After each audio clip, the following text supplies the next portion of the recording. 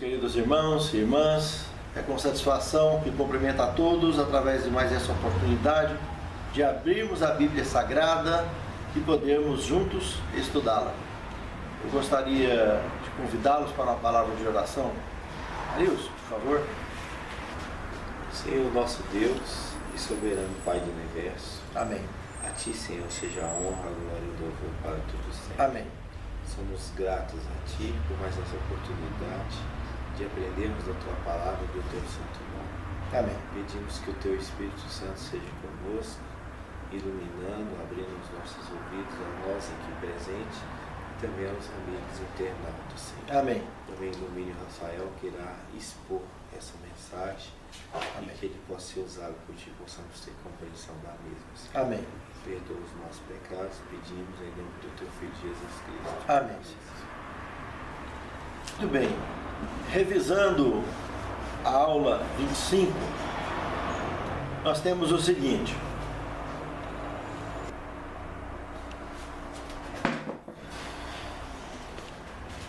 Nós estamos estudando os 2.300 anos de Daniel 8,14, a maior cadeia profética da Bíblia Sagrada. Nós vimos que, pela profecia, essa contagem começaria no ano 457 a.C.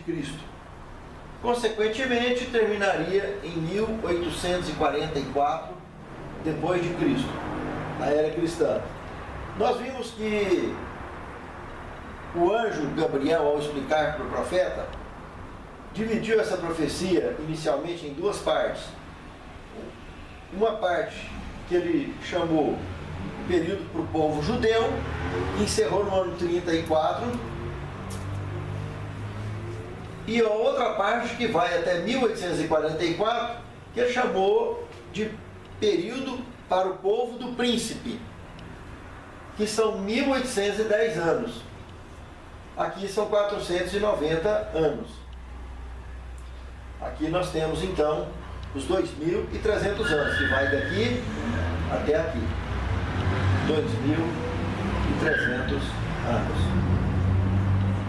Nós estudamos na aula passada que aqui no ano 31, quando Cristo morreu, os judeus receberam o compromisso de evangelizar o mundo através do cristianismo. E no ano 34... Boa noite. Boa noite, Pedro. Boa noite. No ano 34, aonde encerrava o período de 490 anos, a primeira parte dos 2.300, que foi dedicada ao povo judeu, nesse período aqui, no ano 34, ao invés dos judeus como nação assumir o cristianismo e divulgar, assumir essa missão de levar todo o povo tribo e língua, a nação judaica oficializou a perseguição contra os cristãos, apedrejando Estevão, onde Paulo participou inclusive, segurando as roupas de Estevão nesse apedrejamento. Pedro teve a visão do lençol, que vimos que representa a purificação dos reinos gentios para fazer parte do povo de Deus, que agora seria o reino cristão, que seria o mundo cristão. E vimos Paulo se convertendo e se tornando o apóstolo dos gentios. Então no ano 31, esses 3 anos e meio iniciais, estava abrindo o primeiro período da igreja cristã, que é a igreja de Éfeso.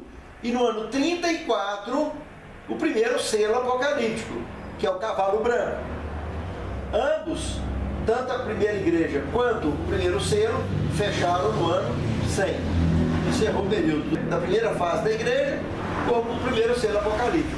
Estudamos também que até o ano 323 da era cristã, veio o período conhecido como Esmirna, que é o segundo período da igreja cristã, e automaticamente, em paralelo, o segundo selo do Apocalipse, que é o cavalo vermelho. Que aqui no ano 100, até o ano 100, os judeus perseguiram os cristãos. E do ano 100 ao ano 323, o Império Romano fez esse trabalho, por isso caracterizado pelo cavalo vermelho. Finalizamos a aula passada, chegando então ao ano 538, o terceiro período da igreja cristã, e o terceiro selo apocalíptico, que é a igreja de Pérgamo, que quer dizer elevação. E o cavalo aqui era o cavalo preto, apostasia, representando a apostasia. E nós vimos também que nesses períodos aqui dentro, aonde inseriu o início também das trombetas apocalípticas. Vimos também o início do período de Daniel, capítulo 12, onde trata dos 1290 dias e 1335 dias, que são na realidade anos também. E veremos daqui para frente a finalização desse período. Muito bem, hoje entramos então na igreja de Tiatira, que entra aqui e vai até o ano de 1798.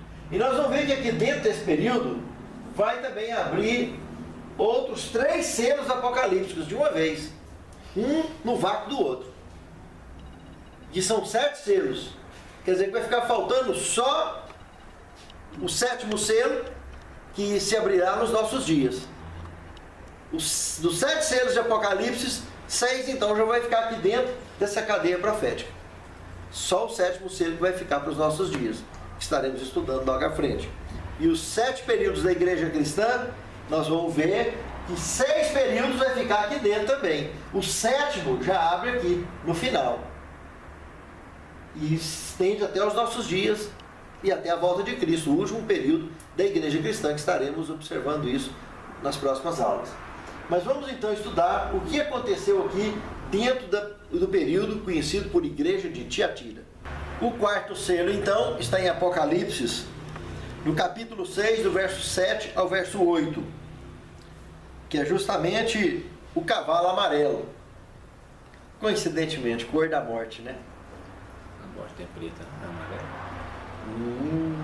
Apostasia preta. Defunto do caixão fica amarelinho, desenho safrão. Muito triste. A cor da morte, olhando por esse prisma, eu acho bonito a cor amarela. O único lugar que ela não é bonita de jeito nenhum é lá. Lá ela é complicada. Esse período também chamado então de Tiatira, a palavra Tiatira, que é o 4º período então da igreja cristã, quer dizer contrição. Muita coincidência, né? Entre o ano de 538 a 1798. Vamos fazer uma continha aqui só para a gente tirar uma dúvida aqui. Olha aqui. 1798 é quando terminaria o período então de Tiatira, o 4º período da igreja. Ela começou então em 538. Nós temos então 8 menos 8, nada. 9 menos 3, 6. 7 menos 2, 7 menos 5, 2. Sobrou 1. 1260. 1260 anos. Período esse profetizado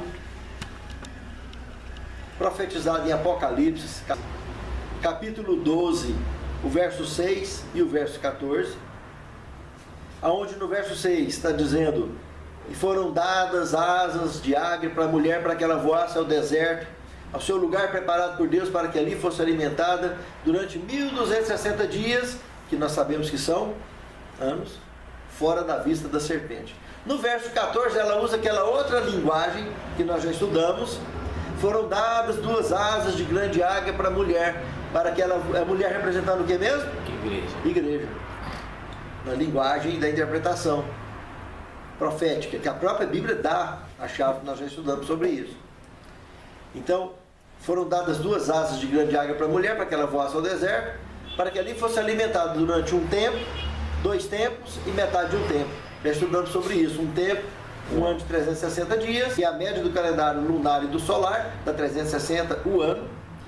O dobro, que são 2 tempos, 720, e a metade de 360, 180.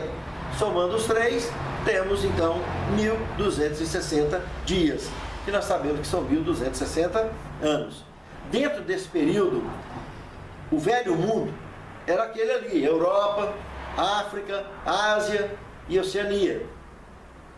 Dentro desse período, entre o ano 538 a 1798, com a perseguição que estourou aqui em 538, iniciando pelo noroeste da Itália, os valdenses começaram a ser perseguidos os protestantes começaram a ser perseguidos.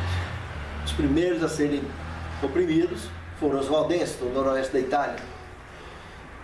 Começou o povo a fugir daquelas regiões e vindo para as Américas. Essas Américas foi o deserto apontado pelo Apocalipse capítulo 12, que a mulher, a igreja, fugiria da perseguição. Por isso que ali no deserto nasceria uma igreja, um continente protestante, totalmente protestante. Durante muitos e muitos anos, os Estados Unidos foi um país completamente protestante.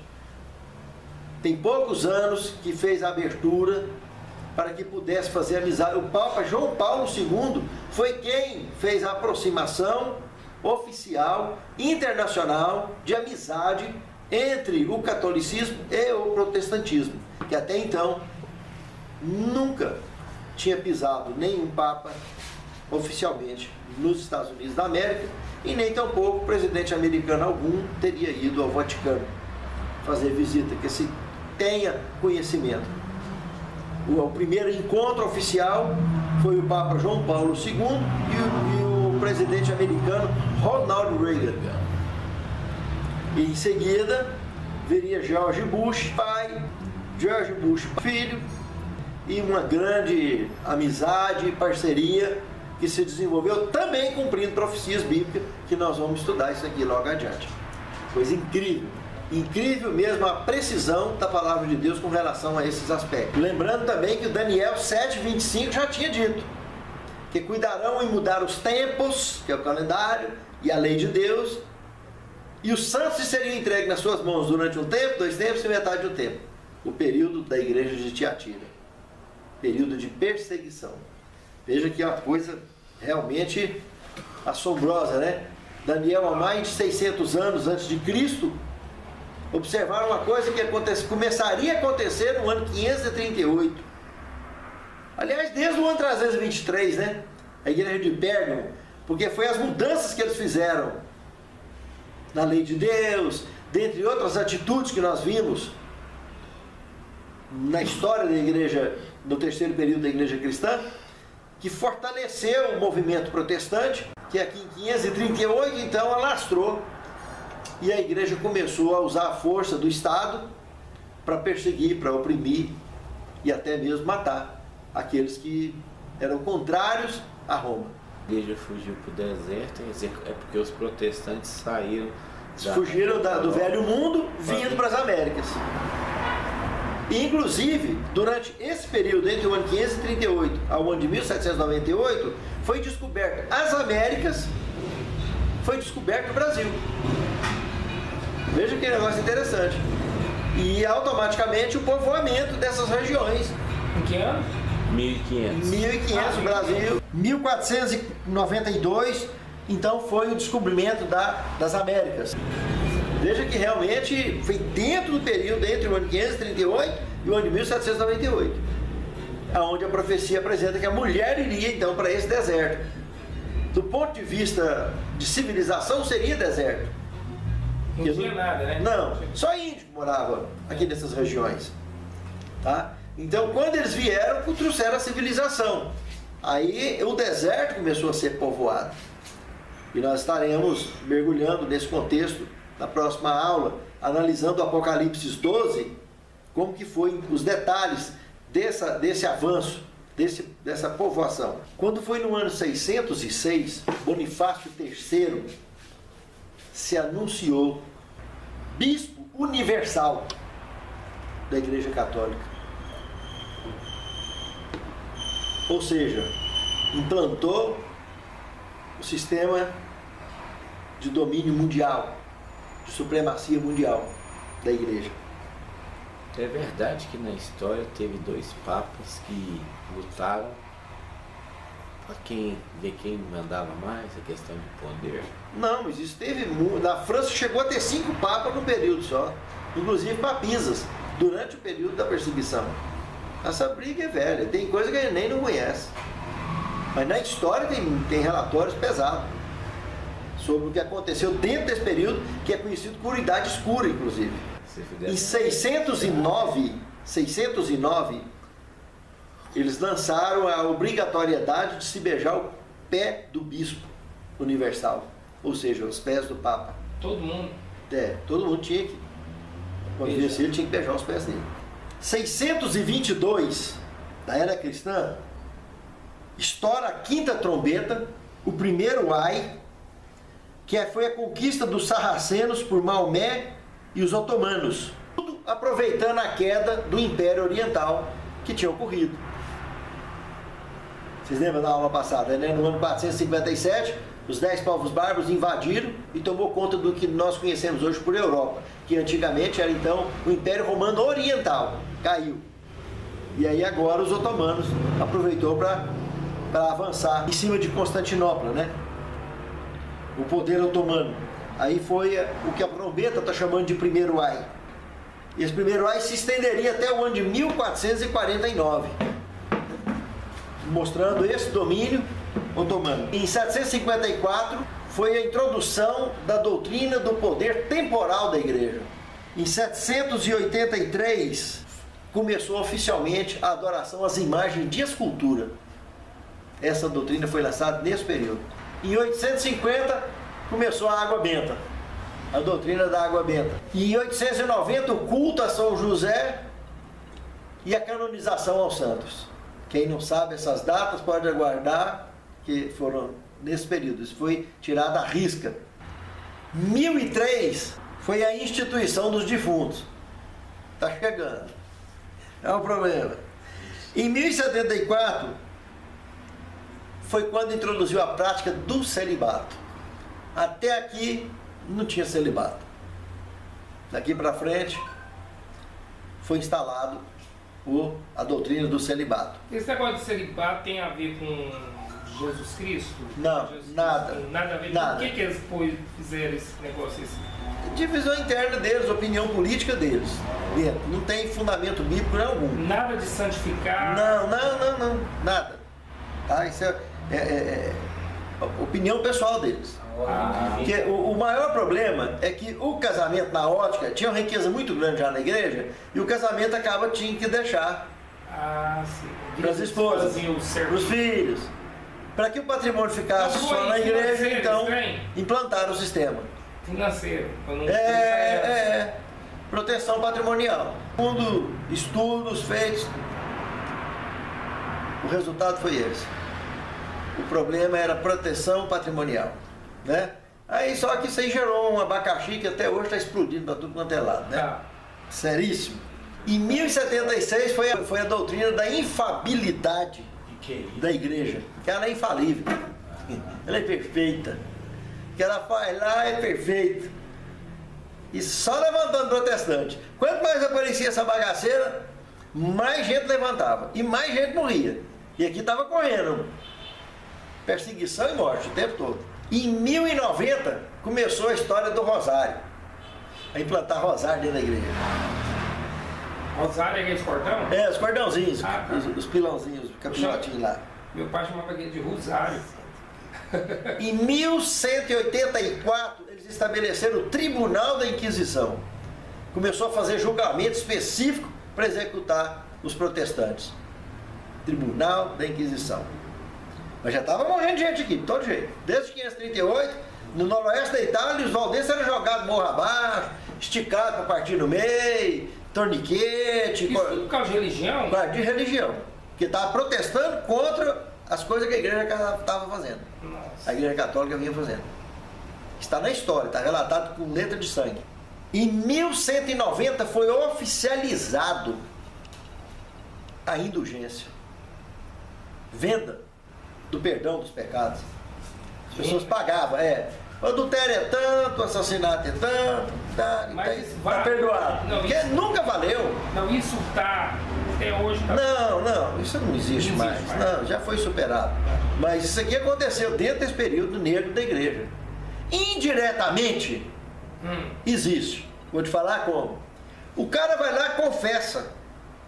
E aí o sacerdote faz o quê? Não, você vai lá e reza 10 Ave Maria, 10 Pai Nosso. Está trocando. Está vendendo. Porque não tem... Isso é todo tipo de penitência. Você sair daqui andando lá até Trindade, você está comprando. favor de Deus, não dá? Isso é indulgência. Só não sabe mais de indulgência de dinheiro.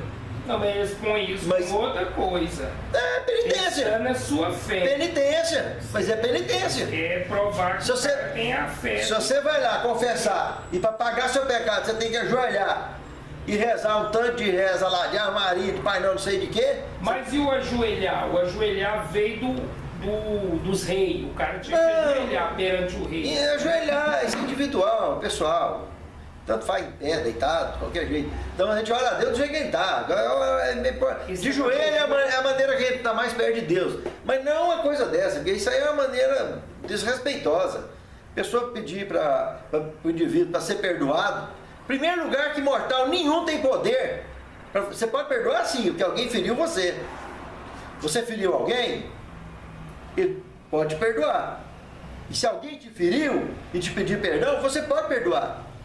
Agora, você perdoar uma pessoa que não tem nada a ver, você ter poder de perdoar pecado dos outros, você determinar regra para os outros, não, isso é indulgência. Isso continua de forma clara. Tem, claramente. Só não é venda, mas é em forma de penitência. Tá certo. Que é uma forma de comprar favor, tá correto? Raciocínio? Em 1200 da era cristã, o pão que foi usado na Santa Ceia oficial passou a ser substituído pela hóstia. Em 1200. Quer dizer que daqui para frente eles não usariam mais o pão de Santa Ceia que nós usamos até hoje. Os protestantes continuam usando, os evangélicos tudo usam. Mas passaram a usar nesse período para frente a conhecida hóstia industrializada.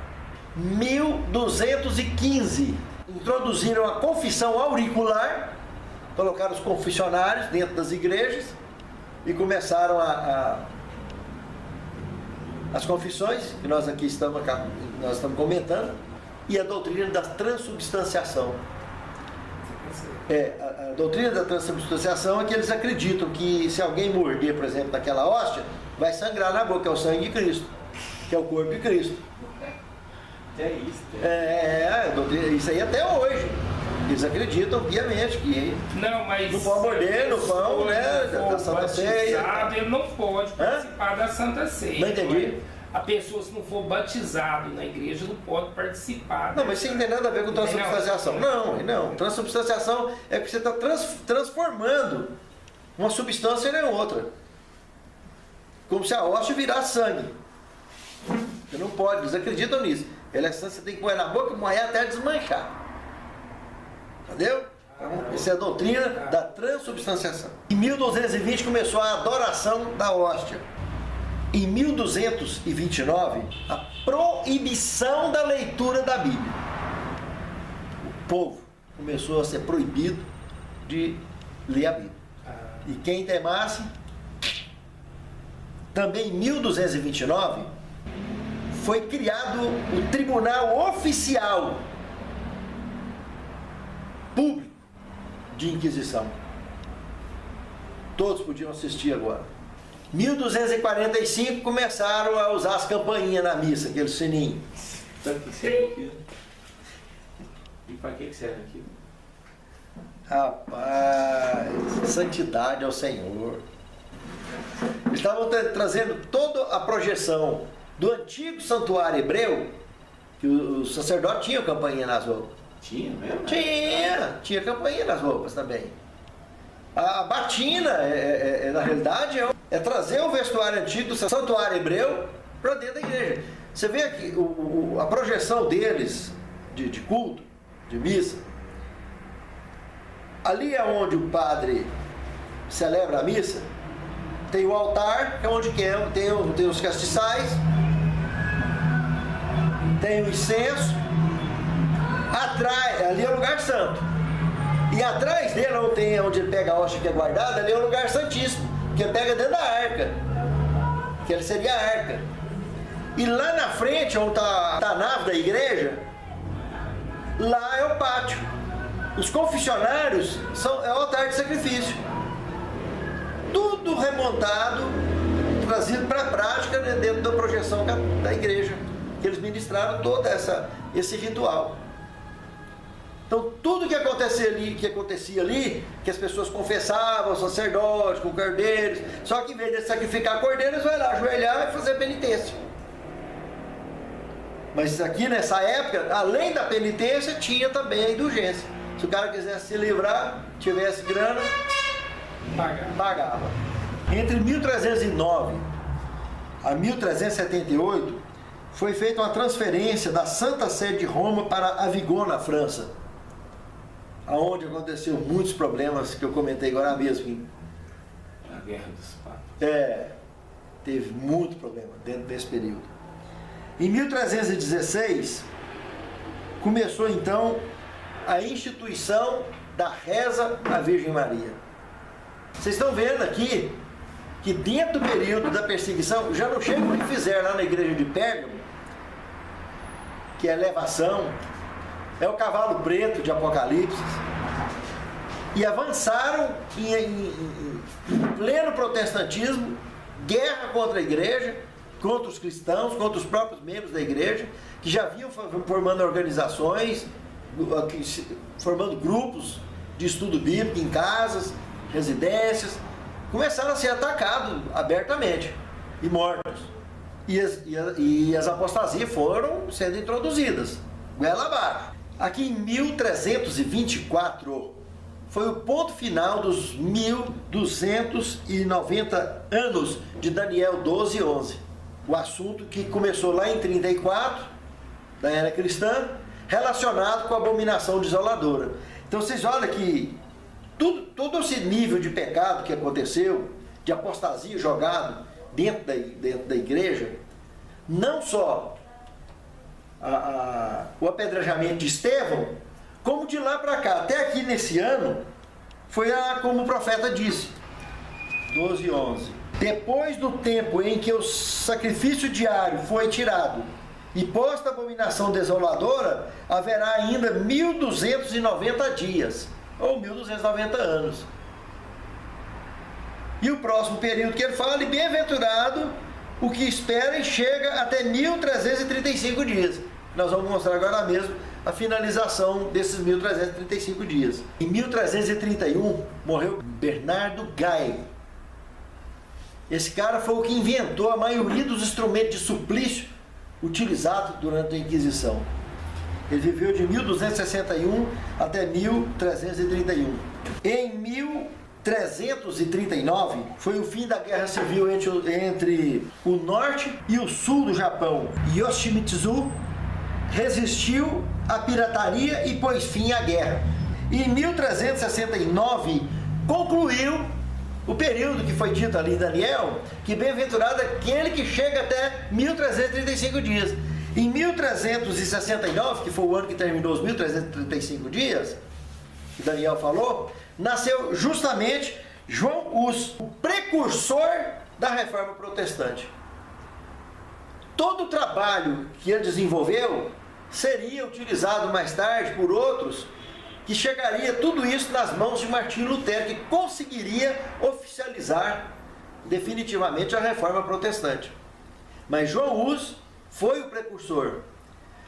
O trabalho que ele fez deu sequência a Geolano Savonarola, Felipe Milerton, dentre outros, até que chegou a Lutero. Homens que foram peças importantíssimas no desempenho e êxito da Reforma Protestante. Por isso que tem a importância destacada lá no livro do profeta Daniel, sobre quem alcançasse até 1335 anos. Esse período, que dá-se com o período do trabalho feito por João Hus. Em 1415 foi eliminado o vinho lá na comunhão. O pessoal tinha que comer só a chapura, dali para frente. E tá até hoje desse jeito, né? Em 1449, então foi o fim do primeiro ai de Apocalipse, capítulo 9, verso 2. Em 1453, iniciou então a sexta trombeta, segundo ai, que remonta à conquista dos turcos com 4 sultanatos seguidos. 1492, então, foi o descobrimento das Américas. 1500, o descobrimento do Brasil. 1517, Martim Lutero, aos 18 anos de idade. Em 1447, ele teria tornado-se aluno da Universidade de Erfurt, em cuja biblioteca ele descobriu uma Bíblia latina. Mais tarde, em 31/10/1517, aos 38 anos de idade, ele afixou na porta da igreja de Wittenberg as 95 teses as quais ele protestava contra os desvios da igreja. A abertura, então, aqui em 1517 do 5º selo, porque aqui, lá em Apocalipse 6, de 9 a 11, vi debaixo do altar as almas daqueles que foram degolados pelo testemunho de Jesus e que não amaram as suas vidas até a morte, e que clamaram ao Senhor dizendo: Senhor, até quando não vingas o nosso sangue dos que habitam sobre a face da terra? E foi dito, e lá está dito para eles o seguinte: foram e dado compridas vestes brancas, e foi-lhes dito: repouse mais um pouco de tempo, até que se complete o número de conservos e irmãos seus que haverão de ser mortos como vocês. Prestou atenção na mensagem da abertura do 5º selo, aqui em 1517? O próprio Martim Lutero, que aqui oficialmente estava instalando a reforma protestante, seria uma vítima. Lá na Dieta de Worms, dos estados alemães, que eles obrigaram que eles se retratassem a sua fé, e ele só falou o seguinte: se vocês me provar por meio da Bíblia que eu estou errado, tudo bem, senão que Deus me ajude.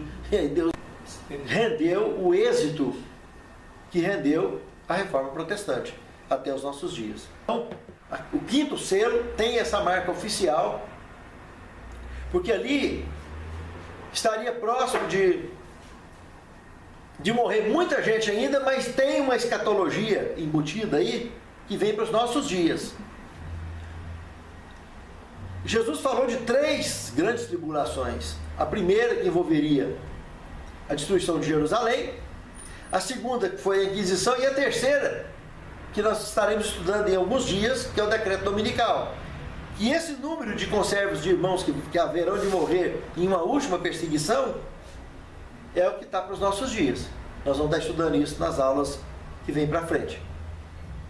Mas olha que é um assunto seríssimo o que está aqui revelado na abertura do 5º selo.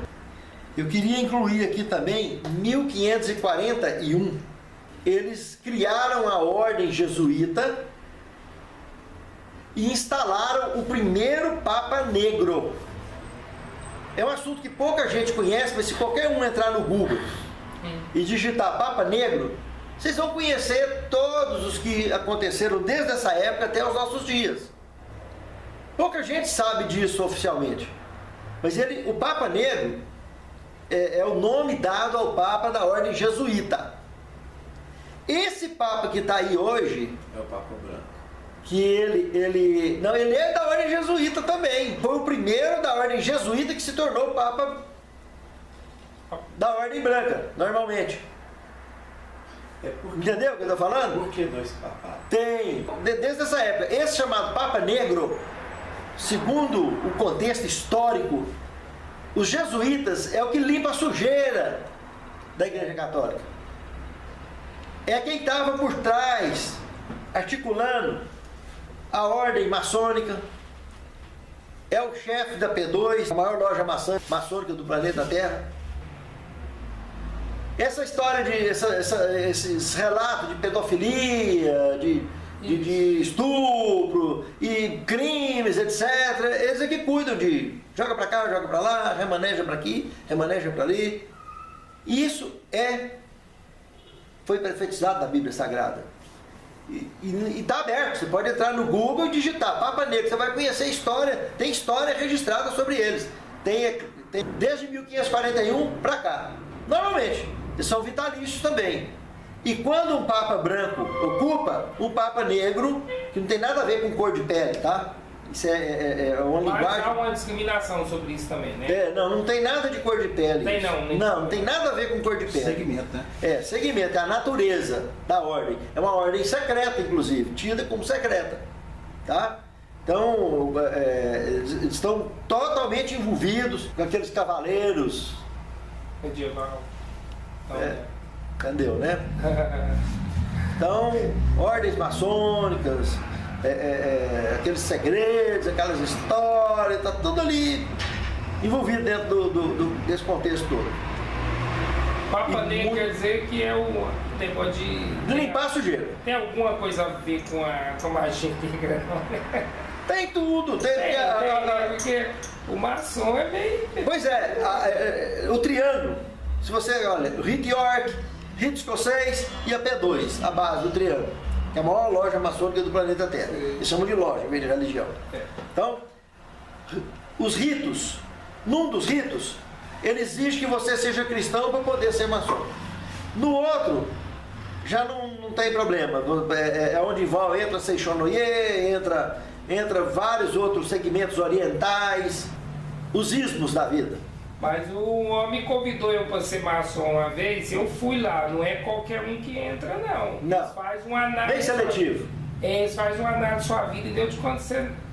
Eles pesquisam, não sei como que eles acham. O que eles acham. Inclusive, comentando sobre os Papas Negros, Peter Hans, que estava desde 13 de setembro de 1983, ele pediu permissão a Bento XVI e renunciou.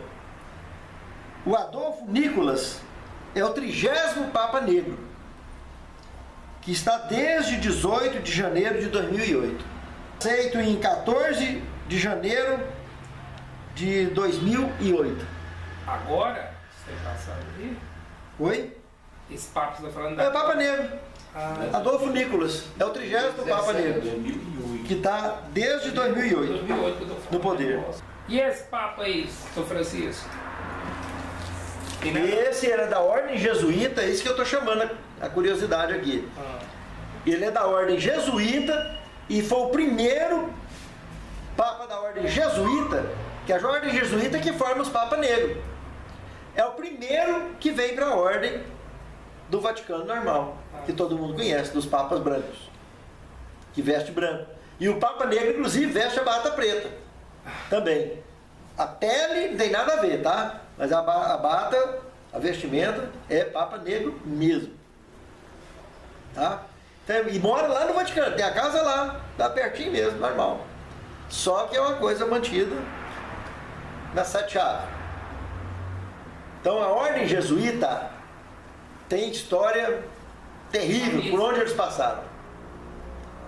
Não deixa de entrar no Google e checar sobre Papa Negro. Vocês vão ver a história sobre eles. Tem muita matéria séria escrita sobre a ordem jesuíta, que não é brincadeira, é uma coisa seríssima. Inclusive no Grande Conflito, a senhora White tem comentários do gênero sobre a ordem jesuíta, que são terríveis. A própria irmã White já reclamou na época que eles foram contemporâneos dela, inclusive. E ela foi contemporânea dessa ordem já nos dias em que ela viveu. Antes de morrer, ela escreveu alguma coisa reclamando sobre eles. O tipo de trabalho sujo que foi feito por eles. O Vaticano é uma das cidades mais ricas do mundo, não é? É. Ali então tem a ver com dinheiro e poder, né? Poderio deles. Não tem, a religião eles colocam porque pega, né? Religião. Pega e. Olha, eu acho que aquilo ali. O que nós estamos estudando, a profecia, está dizendo o que eles iam fazer. E fizeram. O que eu estou mostrando aqui dentro, que a profecia se cumpriu. Apostasia até na tampa. Com mortandade, assassinato e tudo mais. Tá? É muito triste um relato desse. O primeiro Papa Negro, que foi em 1541, se chamava Inácio de Loyola. Foi o primeiro deles, da ordem jesuíta. Em 1546 também, introduziram uma doutrina que equipararam a Bíblia a tradições. Ou seja, dá uma quebradinha da santidade da Bíblia. Ou seja, para justificar automaticamente as decisões de fazer ou deixar de fazer coisas que estão dentro da Bíblia. E inclusive em 1546 foi o ano em que oficialmente eles introduziram os apócrifos dentro da Bíblia, dentro da igreja, aqueles 5 livros a mais que tem na Bíblia Católica. Na primeira aula você tem tudo isso. A Septuaginta, antes de Cristo, quem começou a organizar, depois de Cristo, quem foi mexendo e ajustando. Inclusive o próprio Constantino teve uma participação grande nisso aí, para chegar na Vulgata Latina, entendeu? E chegar no que nós temos hoje. Assiste a primeira aula, pega lá a primeira aula, assiste, tem detalhes, com história, com tudo sobre isso. Mas a Bíblia é 100% correta? Se ela é certinha mesmo? Não tem Se tirar os apócrifos, tá? Na primeira aula, eu recomendo vocês assistirem a primeira aula. Ela é a palavra de Deus sem a menor sombra de dúvidas. Não seria correto o que está nela? É tudo que está entre parênteses e entre colchetes. Você pode pular. Se tiver entre parênteses e entre colchetes, tem versículos inteiros. Deus mesmo, capítulo 7. Você vai perceber lá, às vezes tem versículos inteiros lá, que está dentro de parênteses ou dentro de colchetes. Esses textos foram acrescentados. Então você não tem que dar atenção para aquilo. Mas serve aquele final da Bíblia que está escrito, que quem alterar... Está servindo, claramente, vai levar na orelha. Com certeza. Quem fez essas alterações vai ter de presente. As pragas que estão previstas de presente para eles. Isso aí pode ter certeza. Em 1600, começou também no Brasil o voodoo, a macumba, candomblé, em 1600. Que por sua vez usa os mesmos santos, né, do catolicismo. Mas isso aí tem a ver também com os africanos, os escravos que tem. Mas é uma linhagem, né? Aí mostrando a linha de comunicação da grande Babilônia, que vem fortalecendo seus laços. Em 1700 começaram a serem recebidas pessoas estranhas à arquitetura maçônica. 1700 também foi a independência do Brasil. Em 1717 foi quando fundou a primeira loja maçônica oficial no mundo, lá em Londres. Foi quando começou a aparecer no mercado. E foi em 1723 que começou os caráter de ordens secretas feita pelo pastor Anderson dentro da maçonaria. E foi em 1723 também que ela lastrou para o mundo inteiro. E quem estava por trás, carregando isso aí, era a ordem jesuíta. Porque eles são os fundamentalistas desse trabalho. Isso foi levando. Já viu falar nos Illuminatis? Tá aí, nesse período. Carregando e levando. E usando comerciantes expressivos, usando médicos, né? Oficiais, influências políticas, infiltrando para tudo quanto é lado do mundo. Então foi aqui em 1723 que começou a lastrar. 24/10 de 1793, aqui aconteceu um negócio interessante. Começou a formação da segunda besta do Apocalipse. A primeira, nós vimos, a palavra besta quer dizer o quê? A besta é um animal, não é? E animais em profecia, Daniel 7,17, formas de governo. Então o que é a besta? União de Estado e Igreja. Um governo político-religioso. Essa mistura, quando oficializaram o papado, o Papa não é a besta, mas está fazendo besteira. Entendeu? Besta é o poder, é o papado. A segunda besta, então, estoura aqui em 24/10 de 1793, foi justamente o ano que começou a ser colocada as Bíblias em praça pública, para ser queimada. E que se estenderia até 24 de abril de 1797. Profecia esta, profetizada em Apocalipse capítulo 11, o verso 7. Apocalipse 11, de 11 a 12, mostra os 3 dias e meio que as duas testemunhas, que é o Antigo e o Novo Testamento, seria colocado em praça pública. A França declarou guerra contra a Bíblia nesse ano. Isso tem documento em museu guardado, esse procedimento. E eles caçaram furiosamente todos os exemplares de Bíblia que pudessem encontrar. Nós encontramos esse relatório em Apocalipse 11, de 1 a 10. O que fechou com isso aí, encerrou esse período, foi o movimento jacobinista, entra em cena com as eleições. E 5 decretos de extrema liberdade religiosa começaram a ser tramitados. O fim das queimas e caçadas da Bíblia, em cumprimento profético de Apocalipse 11, 11 e 12. Aqui também estourou, como profetizado nas Escrituras Sagradas, o grande terremoto de Apocalipse 11, verso 13, que é símbolo do terror da guilhotina. Esse grande terremoto que nós vimos lá, esse terremoto aqui estava simbolizando a instalação da guilhotina, que daqui até 1798 tá cortando cabeça de protestante. E na França chegou a escorrer sangue pelo meio-fio, e no cemitério não cabia mais gente, começaram a jogar os corpos sem cabeça nas praias. E crianças eram jogadas em cima dos pais sem cabeça. E ali os abutres começavam a furar, os urubus furar os ourinhos das crianças, a matar as crianças.